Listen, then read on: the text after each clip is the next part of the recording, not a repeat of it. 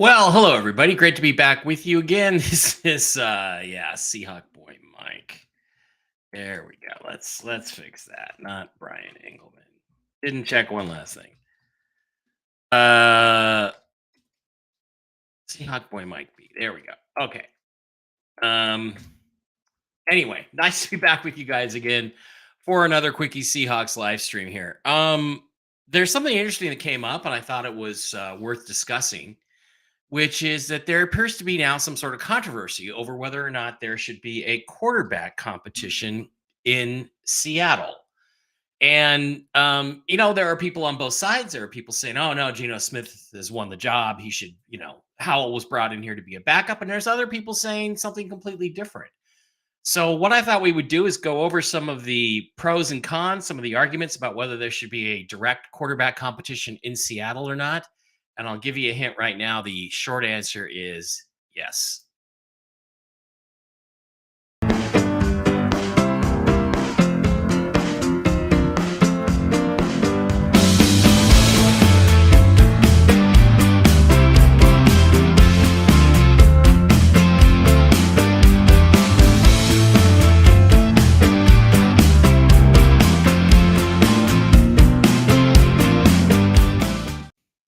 All right, everybody, welcome back. Seahawk Boy Mike here with you with another update, another new edition of Seahawk Boys TV. Great to be with you guys from beautiful but windy Las Vegas, Nevada. It's going to cool down here for a couple days, and there's a big cold front coming in, so we're going to get lots of wind. Got to get my dog out, get him to the park real quick. Okay, so an issue came up, and it was discussed a little bit on Twitter yesterday, fairly widely, actually. And the question was simply, should there be a quarterback competition for the starting job in Seattle? And, again, I think there's some straight up logic you could apply to this, first of all, which is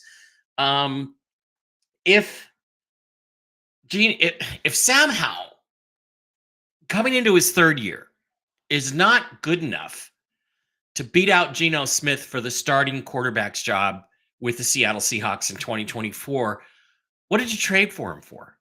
Why is he here? What is the point of even having him? And why didn't you draft a quarterback like Spencer Rattler in the 4th or the 5th round, which is what you should have done in this last draft, as we've covered over and over again in previous videos? And the answer to that's pretty straightforward. He better be, because if Sam Howell isn't good enough by his 3rd year in the NFL, 2nd year competing for a starting job, to beat out Geno Smith, he's not good enough to win you a Super Bowl, which means you should have gone and gotten a quarterback in the draft, and which means you made a mistake by trading for him. So here we are, and let's try to figure this out and sort it all out. It all started yesterday with a tweet from Hawks. What is it? Hawks Mania. One of my not really favorite, but he's a good Seahawks Twitter guy that I like. And he came out and he said Jim Nagy, a former Seahawks scout and current Senior Bowl executive director, hopes that the Yearsome quarterback, that's as bad as me having Engelman's name on there, that the quarterback, that this year the quarterback competition opens up the opportunity for Sam Howell. He said, I really hope they open it up. He said said Nagy, who was an NFL scout for 2 decades, I hope it's an open competition, similar to like when they had Russell and Matt Flynn. And I was with the Chiefs when Russell came in at Kansas City in the preseason and lit us up. I would love to see a legitimate open competition and see where this thing comes out, because I think Sam's a starting quarterback in the league. We all hope so. I give Seattle a lot of credit that they went out and traded for a guy that they thought highly of through the draft process. Nagy said, you've got a guy who's younger than some of these QBs that were in this draft class, who's got all this game experience. I'd just love to see him with a better supporting cast. And I'm not sure, but I think that may have come from the interview Nagy did with Rob Staten a couple days ago over on Rob's YouTube channel, which is linked in the description below and always is highly recommended to listen to. So, okay, let's take all that and kind of absorb it and think about it a little bit. He has a high opinion of Sam Howell. I don't, because I've seen him play. And I've seen all the interceptions he threw, which were terrible. And I feel like you're going to have to take a year to untrain him from all the mistakes that he's made and all of the pressure and all of the screw ups he's had in the last couple of years. No, Glenn, the Seahawks, do they have a quarterback? I don't know. Do they? They haven't had one since 2021. We know that really well. They had Geno. Geno had a good 2022.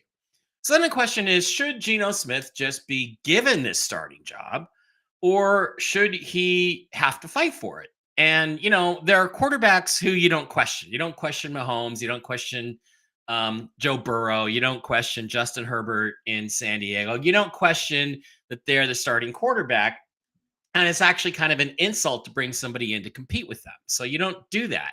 But Seattle has always had this thing under the Pete Carroll era of always compete. Now that was a Pete Carroll thing. Always compete. Every job's open, and we don't know what Mike Macdonald's going to do with that.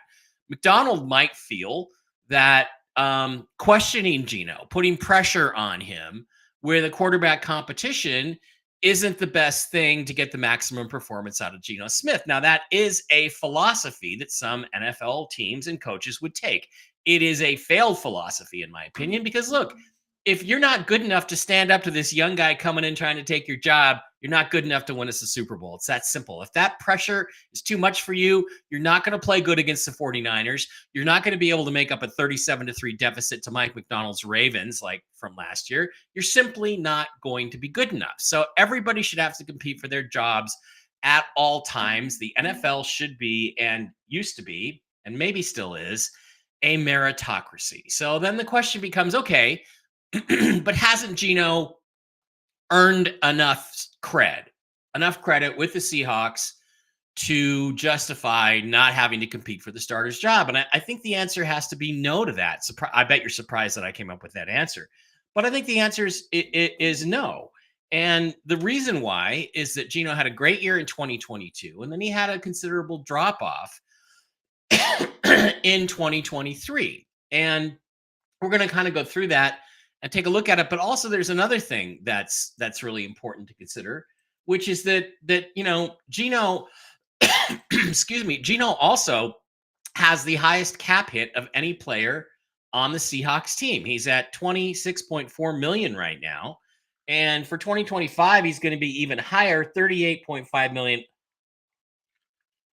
I'm just going to tell you right now, at age 35, Geno Smith is not going to have a $38.5 million cap hit. I mean, if you cut him in 2025, you go from 309, you go from what, about 663,000 over the cap to 24.3 million under it. So that's pretty much guaranteed. Now, what Geno could get himself is, if he plays really great, is he could get himself a new deal of some kind that would be with a much better cap hit for 2025. But he's going to have to really play his balls off in order to do that. So let's take a look at Geno's stats the last couple of seasons.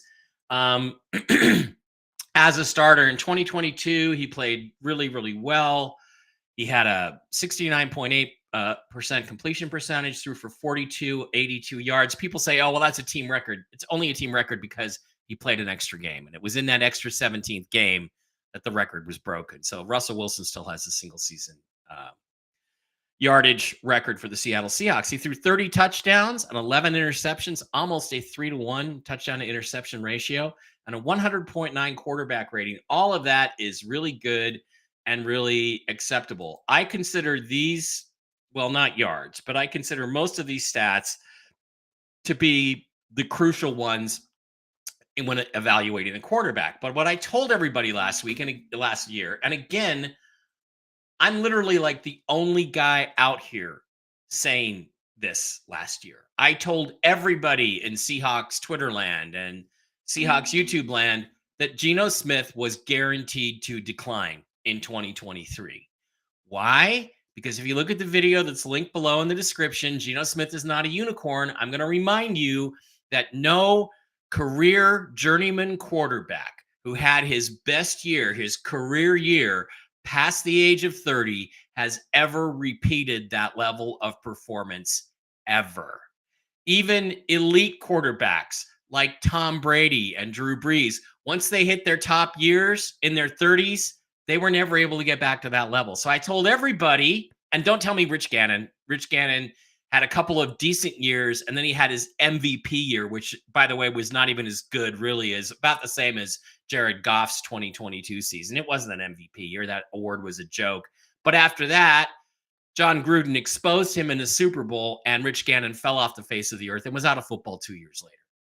So it simply doesn't happen. And it wasn't going to happen with Geno. Now, the question is, can Geno bounce back to that 2022 form in 2024? It's not likely with him turning 34 years old. It's just not very likely. So that is a reason why I have been pounding the table for the last 3 off seasons to get a young, talented quarterback in here. And his name isn't Sam Howell. Now, Howell may yet prove us all wrong, may prove me wrong. I certainly hope he does, because I'm a Seahawks fan first and foremost. But I think it's possible Geno comes relatively close to his 2023 numbers, but not probably ever getting back to 2022. So, when you think about this, there are a few stats that I think are important. I think completion percentage is an important stat when evaluating quarterbacks. I think yards is kind of an important stat, but actually yards per catch, to my mind, is more important than yards. I mean, just gross yards doesn't mean anything. You don't score any points for yards unless you play fantasy football. And that's why all these stupid fantasy geeks, oh, well, look at how many yards, he threw for more yards than Russell Wilson last year. Well, it only matters in fantasy. What matters with a quarterback is touchdowns in the air and on the ground. Does he run for touchdowns? Does he throw for touchdowns? How many? What's his touchdown to interception ratio?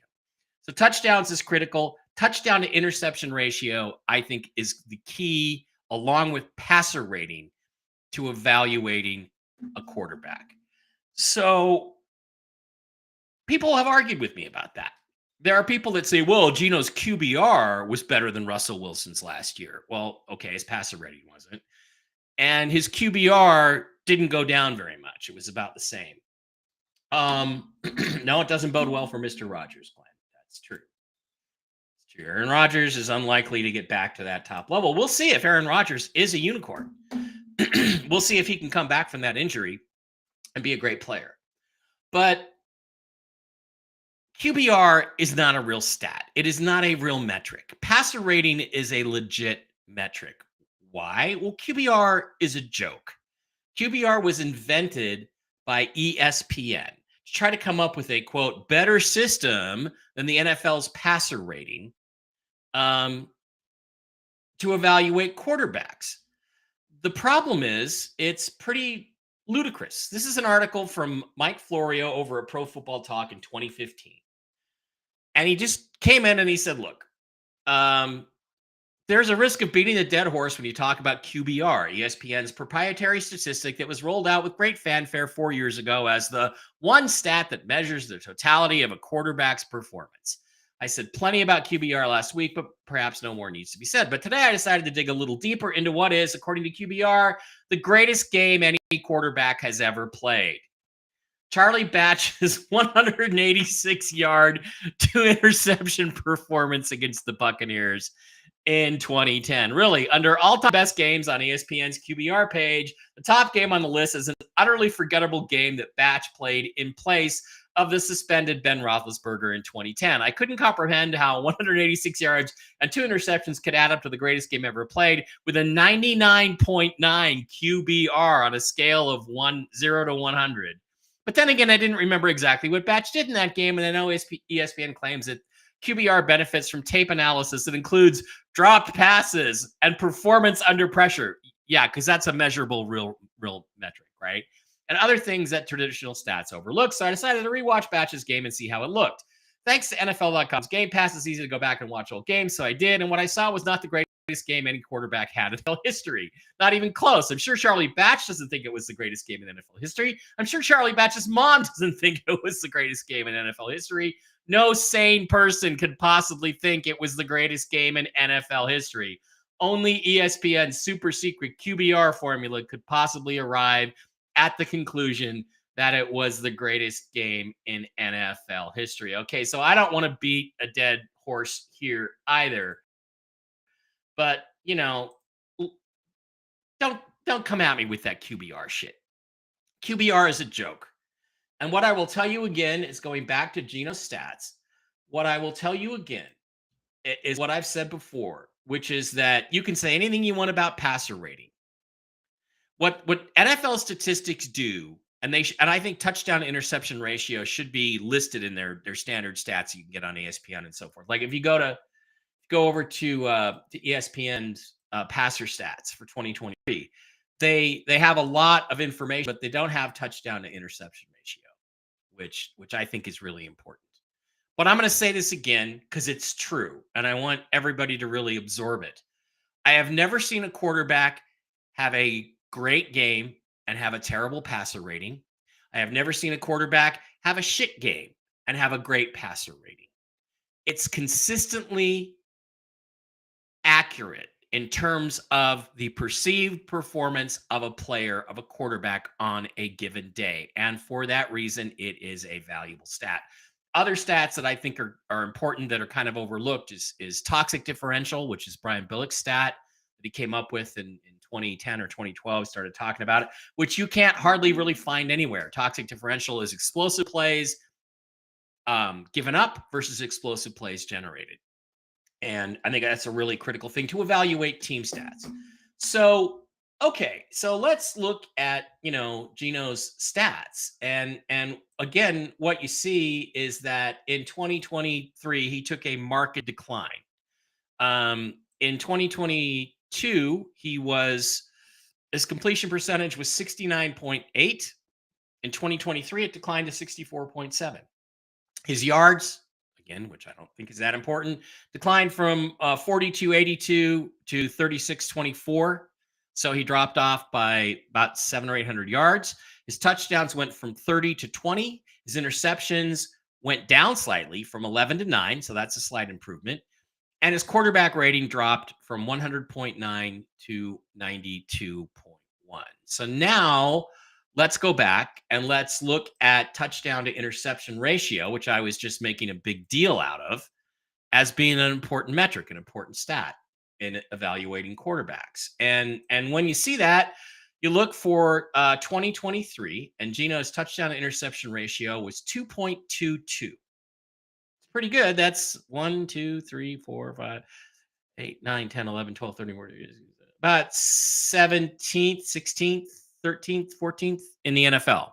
Notice how far behind Russell Wilson he is. Russell Wilson has one of the greatest touchdown to interception ratios in NFL history. I believe he's in the top 10, 5 or 10 on that. Fantastic. Meaning he doesn't give the ball away.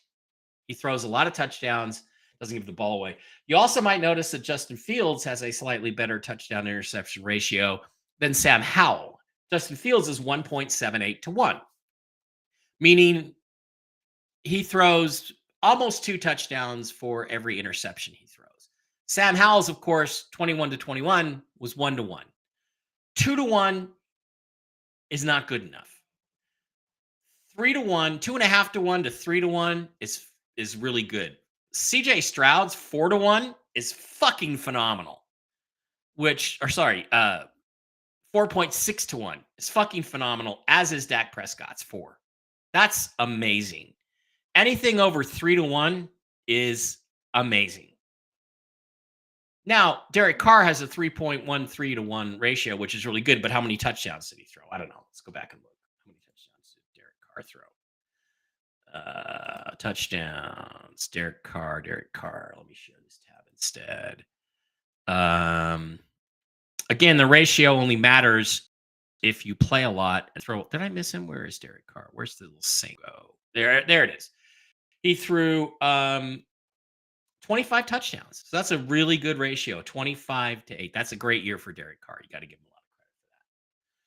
So other stats that kind of mean something, again, yards don't mean anything to me. Average, which is yards per completion, I think is pretty important. The fact that Brock Purdy not only led the NFL in passer rating and other things, and had a lot of yards and has a 9.6 average shows he's throwing the ball deep and doing a great job. Geno was 13th at 7.3 And where is our other quarterback? Da, da, da, da, da. I'm looking for a Seahawks logo. Sam Howell, 6.44. That's not very good. That's not really very good. So, um, and where was Russ, by the way? Just for argument's sake, because everybody's going to bring up Russ. Where was Russ? I must have just gone right past him. Probably everybody else can see it. Russell Wilson, 23rd, 6.9. So that shows you that, again, the air was taken out of the offense in Denver. It was a very short yardage offense. He did not let Russ do what he does best, which is throw the ball deep. So, okay. So we went and looked at Geno's 2023 touchdown to interception ratio, and it was 2.22. Now let's look at his 2023 ratio. Now let's look at his 2022 ratio. It was 2.73. 30 and 11 versus 20 and 9. So he dropped off by a fairly significant margin.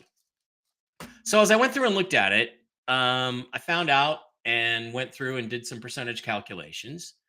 And the overall stats, let's go back to Geno Smith's stats. The overall drop in Geno's performance was in completion percentage, he dropped off by 7.3%.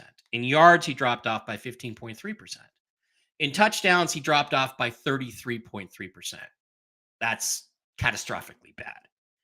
Touchdown to interception ratio was a drop off of 18.6%. And in passer rating, he dropped off by 8.7%. So overall, if you average those 5 or 6 most important stats, 1, 2, 3, 4, 5 key stats that I would use for evaluating a quarterback, it's an overall 14, almost 15% decline. Now, does that mean he's going to decline by 15% again this year? No, it doesn't. But he's going to have a hard time at 34 staying up there. He's going to have a hard time staying up there. And he's got quite a bit of improvement, to get back on track. So getting back to Sam Howell then, and getting back to this tweet, the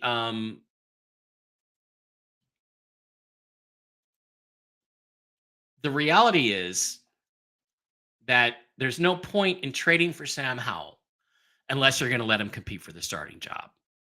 And if he can't beat out Geno Smith, who is declining, 14%, almost 15% decline this past season, then he doesn't deserve the starting quarterback's job. He's in his third year. He's a third-year professional. Okay? He's not a rookie. He's not somebody you have to take care of. He's not somebody you have to coddle and nurture. And if he can't compete with Geno Smith, or if Geno Smith can't compete with him, then what are we doing? We don't have the right quarterbacks. And we should have drafted one either in 2022 or 2023 or 2024. Here's the thing. Schneider supposedly loved Sam Howell. Oh, I love Sam Howell in 2022. Well, why didn't you take him with your 4th round pick then instead of Kobe Bryant, who's probably going to have a really hard time making the 53-man roster? Why didn't you just take him? We'd have 2 years in this system, so we would be able to evaluate whether he was good enough or not. We would already probably know. 2 years in the NFL. So I think we're in a situation now where our only hope is that Sam Howell is good enough, because Geno appears to be on the drop down. So the answer to the question is, should Geno be having forced to fight for his starting job? And the answer to that is absolutely yes. Is Sam Howell going to be good enough to beat him out? I don't know. But if he isn't good enough, get rid of him and get rid of Geno and start over next year. You know, Schneider and McDonald were pretty smug in their press conferences this week during Seahawks rookie minicamp. Typical smug Pete Carroll, John Schneider attitude. Oh yeah, well, we're going to do this and we're going to do that and blah blah blah, and and it generally never comes to fruition. So, I don't think that's a good sign because I don't think these guys are realistic about where they are.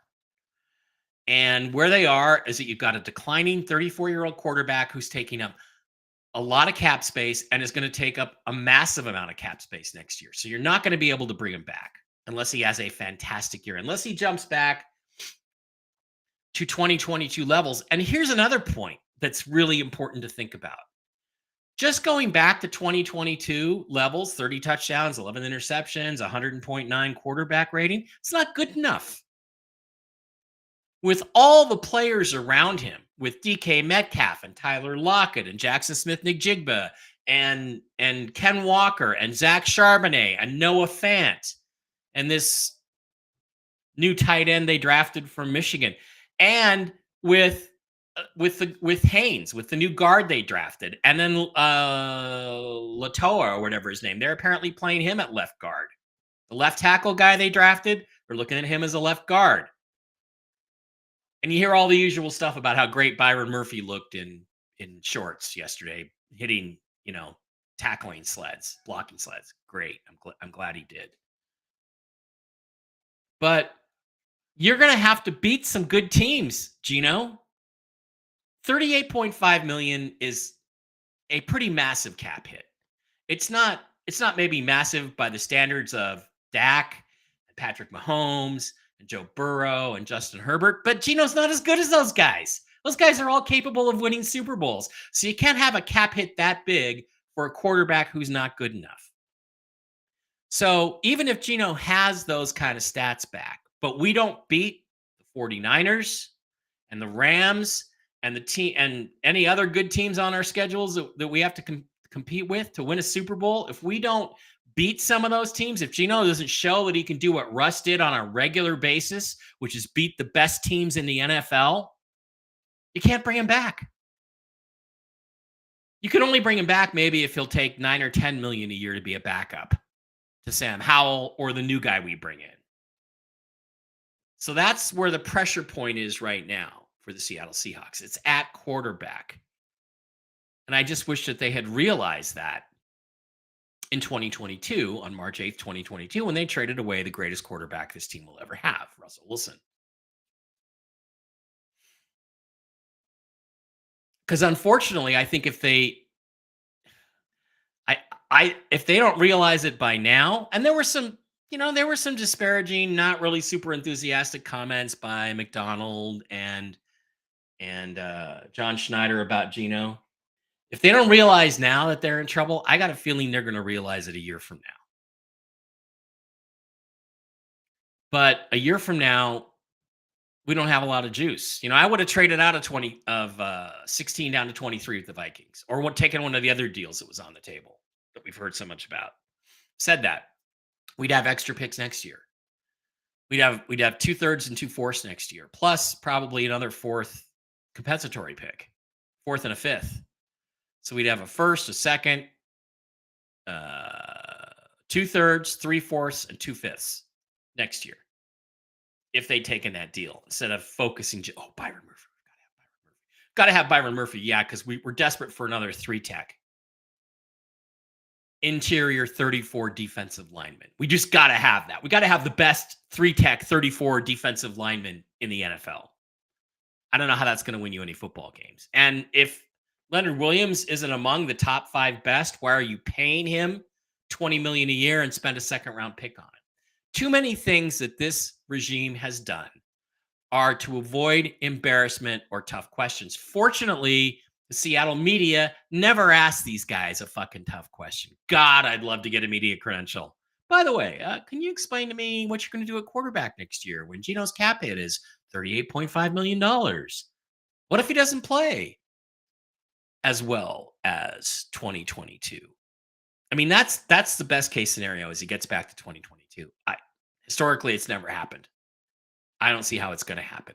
He probably can get back to 2023, but he's got to get the touchdowns up, and the touchdown to interception ratio has got to get up. if we're going to win games. And he's got to beat some good teams. So either that or Sam Howell has to come in, take the bull by the horns, get out of his shell shock from Washington, from the Redskins experience, and do something for us. If that doesn't happen, we're going to be right back here next year talking about the same shit. How are we going to get a quarterback that can win us the Super Bowl? The answer to that is we should have already had one. We should have already had Purdy or CJ Stroud or Will Levis or even Spencer Rattler, guys who have upside. Justin Fields, who I like. I don't care what anybody else says about him. I think you put good team around Justin Fields, I think he's more effective than Sam Howell. And that's the guy I would have traded for. But to give them credit, Fields apparently had a list of teams that he wanted to go to, a few teams he would be willing to go to, and Seattle may or may not have been on them. We may have made an offer for Fields and been rejected. We don't know. So we got to give him some fair credit on that. Okay, that's it. It's going to be an interesting thing to watch. And one other little piece that I think is interesting is Tua Tagovailoa is in this rookie camp. The Seahawks are smart. They will sign him and bring him to training camp. Why? Because the little guy can make plays. I watched him in the East-West Shrine game, and he is an innovative, imaginative, play-making little dude. And I think he should be at least the third quarterback on this team. I mean, let's bring him into training camp and see how he does, because you just never know. But this team needs a guy at quarterback that can make some magic happen. No question about that. Thanks for being with me. We'll come back and do this again soon. And let's just all hope that Geno is either a unicorn or Sam Howell really is the future, even if some of us don't think that he is. Go Hawks.